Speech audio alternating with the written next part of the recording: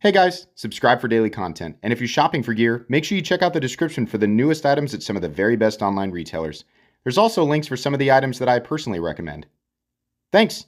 What's going on YouTube? Metal Complex here, and today I've got another interesting knife review slash knife overview to share with you guys. This is the Real Steel Rokot, at least that's how I'm going to pronounce it, Premium with S35EN and titanium. There is a less expensive version of this knife, quite a bit less expensive, that utilizes N690 and G10 or micarta, I believe. I will link both versions down in the description. It does help my channel when you use those links, but that's entirely up to you. Thanks to my patrons for supporting me. Thanks to Real Steel for sending this in for me to take a look at. And please make sure to follow me on Instagram at metal_complex. As someone who owns 7 Shirogorov knives, this is an Ivan B design, and I just actually a little bit ago oiled this, so sorry about that. But this is obviously not exactly the same as the Shirogorov. But for people who have ever lusted after Shirogorov knives, and you're like, wow, but I don't really want to pay $900, $1,000, $1,200 for a pocket knife, this might be one of the best Shirogorov alternatives on the market, just for the, not necessarily the, you're not going to get the same level of fit and finish. You're just not, right? There's a lot of people who claim you can get a Shirogorov feeling knife, right, by buying a clone, or that you can, buy certain models and they are the same thing as Shirogorov. And I mean, I've got 4,000 uploads. I've handled a lot of knives.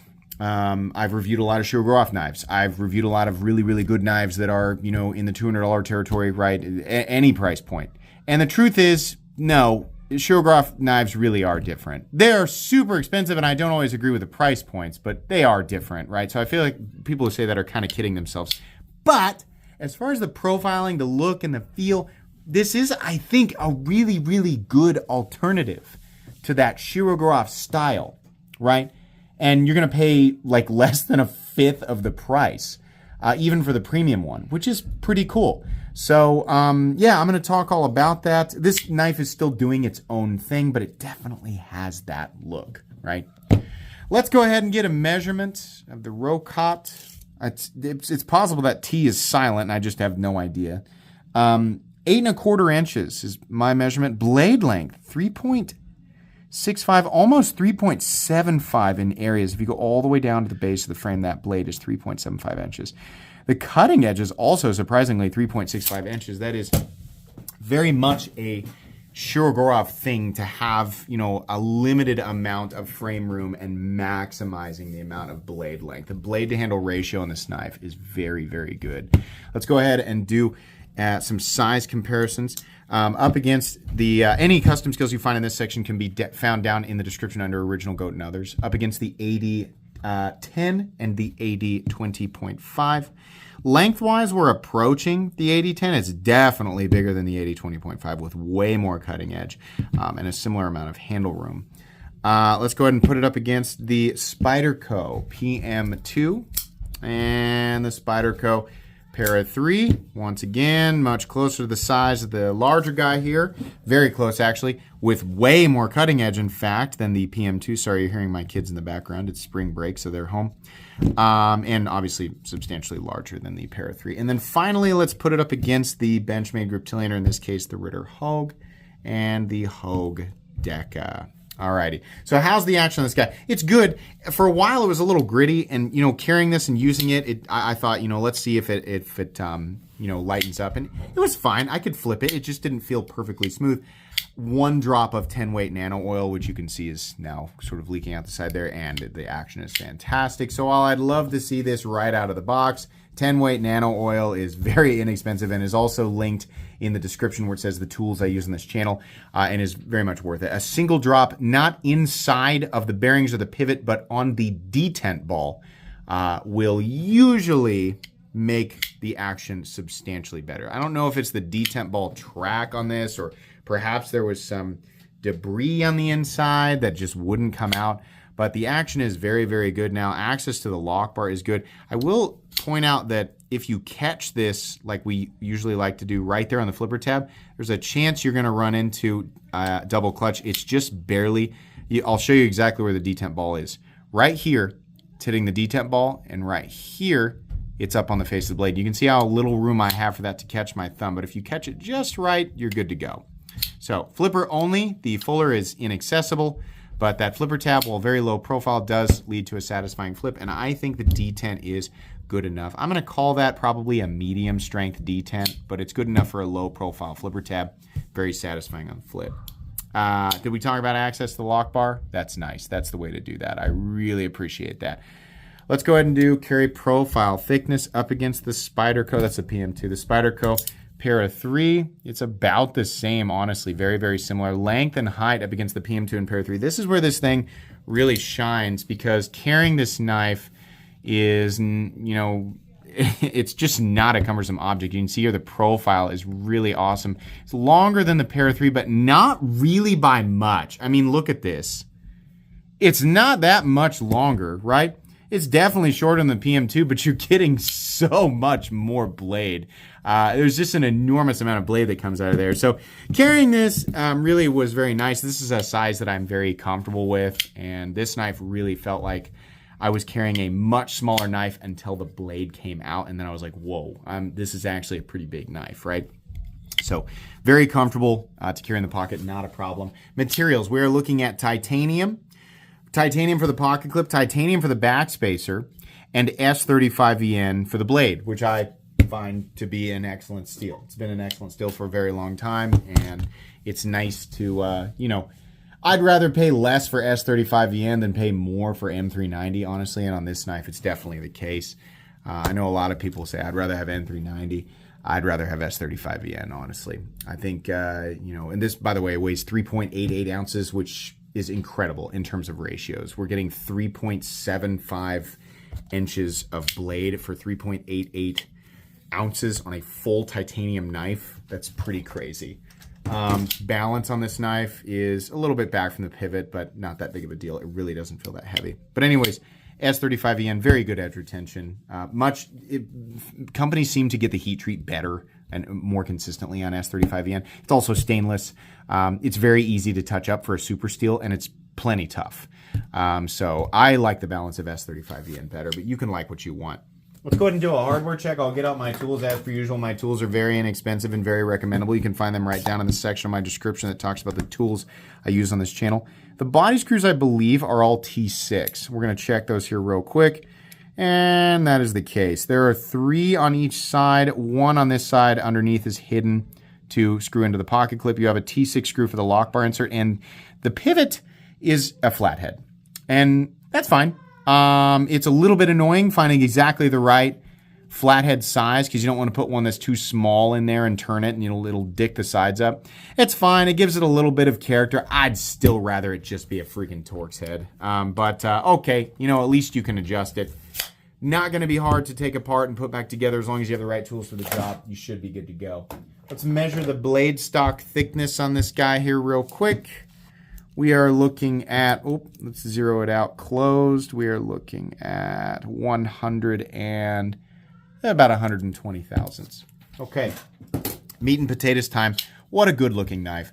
Both this version and the non-premium version are very good looking. I actually really like the way that they've done the texturing here and sort of highlighted around it with just plain titanium. I think this looks really good, and it absolutely provides meaningful traction. Really, really nice looking on both sides too. Even the pocket clip has a little bit of extra detail. They didn't just leave it.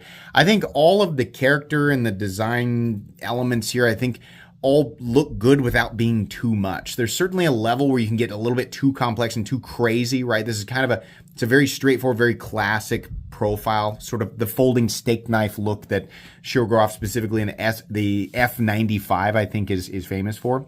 And I think they've done that and added a little bit more here without going too crazy. So I appreciate that. It's also very comfortable, right? It's not like, oh my God, hand melting is the most amazing thing I've ever felt, but the space is very open. They don't close you in. They don't make it uncomfortable here behind the flipper tab. It's all really nice. And everything is nicely chamfered at the edges. There's no abrupt edges that bother me. And what I love is that Ivan, in this case, he made the pocket clip quite a bit shorter than what we normally see. It's way behind the 50% line of the handle. It's also flat, milled, and rounded off here. It has the nice ramp. It's just beautiful. Doesn't cause a problem ergonomically. You can really enjoy the overall handle size. You can kind of put an index finger here if you want to. I don't know what I would, but very, very usable. We also have jimping that extends out to a meaningful spot and is actually textured enough to catch your thumb, so that's good. Very, very classic blade profile. Nice tip, nice edge, gets reasonably thin behind the edge. It'll do most knife tasks really, really well. We have a little fuller here, got a little flat that runs out, about 70% the length of the blade. And there is a little chamfered edge right here, so nothing is sharp where it shouldn't be. We have a simple satin finished blade or a belt satin finished blade, which is fine. I really wish that it was like a tumbled finish or something else, but this is okay. I can't really complain too much. Using this knife, cutting things like boxes and stuff that a regular Joe does. I don't take these knives out and try to survive in the wilderness or anything. I'm a regular guy. I use a pocket knife for regular guy stuff. But the blade made those tasks very easy. It was very straightforward. Get the blade out, use it, put it away. No fuss, right? It's cool. And it was always kind of surprising to pull this knife out and flip it open and be like, wow, that's a crap load of blade considering the object I'm carrying is just this. It's really not a big object at all. It's just surprising. It's the same kind of deal that I get with Shirogorov. Honestly, the F95 feels kind of huge compared to this. Do I have it handy? I'm going to get it out. I mean, I think this is the newest one here, but I'm going to tell you guys why, the knife seems so Shirogorov to me. The F95 is definitely a larger knife, for sure. That's not it. Where are you? Is it this guy? No. Is it this guy? There it is. The F95, definitely a larger knife, but it does have that similar sort of steak knife profile. And this knife, I thought, has always been very impressive in terms of how much blade you're getting for how much knife you're carrying. But folded up, right, closed up, these two. This guy has a very similar amount of blade and cutting edge and is just a more compact object all the way around, right? So while the Shirogorov is definitely cool and it's definitely more premium, it's definitely a more polished product, you're getting, I would say, about 75% of the same thing in terms of capability, not in terms of fit and finish and overall quality. 75% of the same thing for 1/5 the price. And for a lot of people, that math is just going to make a lot more sense. So I'm saying this as an enormous fan of Shirogorov knives. This is just a really, really good design, and it doesn't surprise me at all that it's Ivan. I don't think I've ever reviewed a knife that Ivan designed that I didn't like. I think he just does a really good job, and I think he's a really, really good knife designer.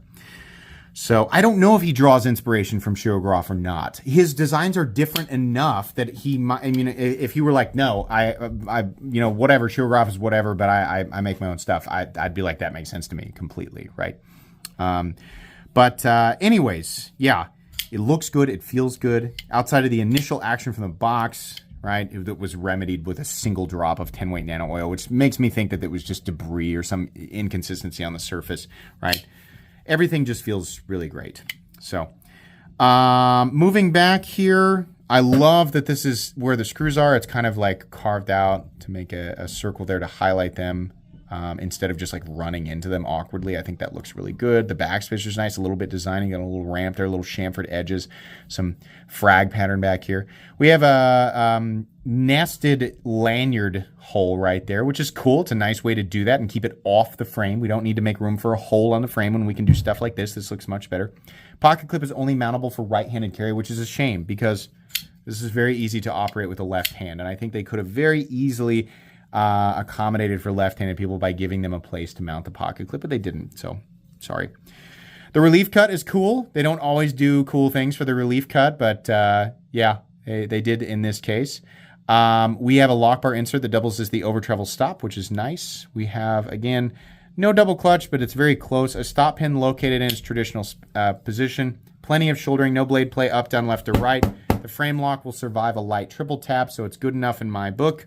There is no pivot lash. I'm wrong. There's a teeny tiny bit of pivot lash. What does this mean? Will it affect your knife functionally? No. It's something that I check for like machining tolerances, right? So it's very close, but this one, This particular one was just cut, the hole in the blade was cut just a hair, literally probably a hair bigger than the pivot barrel, right? So that's fine. You're not going to notice it, but it is there. Just a little tiny bit of weird friction on that detent ball path. I'm still not sure what that is. It's definitely smoother with a 10-weight nano oil, but that race will eventually smooth itself out, but it is present. The detent, like I said, is medium. Not much of a click, more of a thud, right? And this has always been slightly off-center.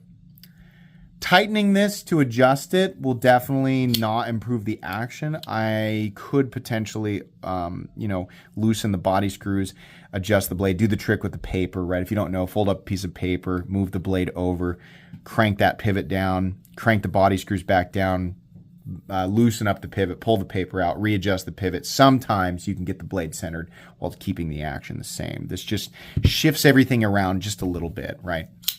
Maybe. So fit and finish is pretty good. It's pretty darn good. I might just have a weird one. The main thing here is that the knife is extremely functional, very capable, very stylish, very well designed, and ultimately has an excellent price tag associated with it at $170.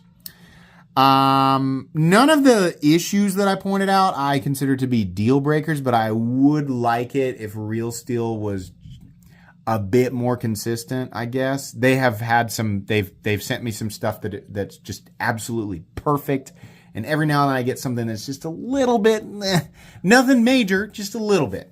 It kind of reminds me of how Artisan Cutlery used to be, right? Some of you tell me that Artisan Cutlery, or companies like Artisan Cutlery, still have those kind of issues. I don't see them as much, and I get a lot of stuff from Artisan Cutlery, right? So I don't know. But I think this is very good either way. I think even if you did get one that's a little bit like mine, you got a little bit of weirdness in the pivot, right? Maybe it's not perfectly centered. I mean, the knife itself, the design is so good at $170. I don't really see a problem. And listen, if that's too much money, go for the budget version. I think that one's $65, so it does qualify as a budget knife. Generally speaking, I do recommend this knife. I think it's really good as a tool, as a, just somebody who's like a general knife enthusiast. You're going to like stuff like this, or you're going to like a knife like this for sure. So anyways, links in the description for this guy. Thanks so much to Real Steel for sending this in. Please make sure to follow me on Instagram at metal_complex. If you enjoyed this video, leave a like. If you'd like to check out my other content, I do, of course, have lots of videos of knives that are either expensive or inexpensive that I do or don't like, so check those out. And if you enjoy all my content, go ahead and click on that Metal Complex logo right there and subscribe, because there's definitely more coming. Thanks again for watching, everybody, and have a great day.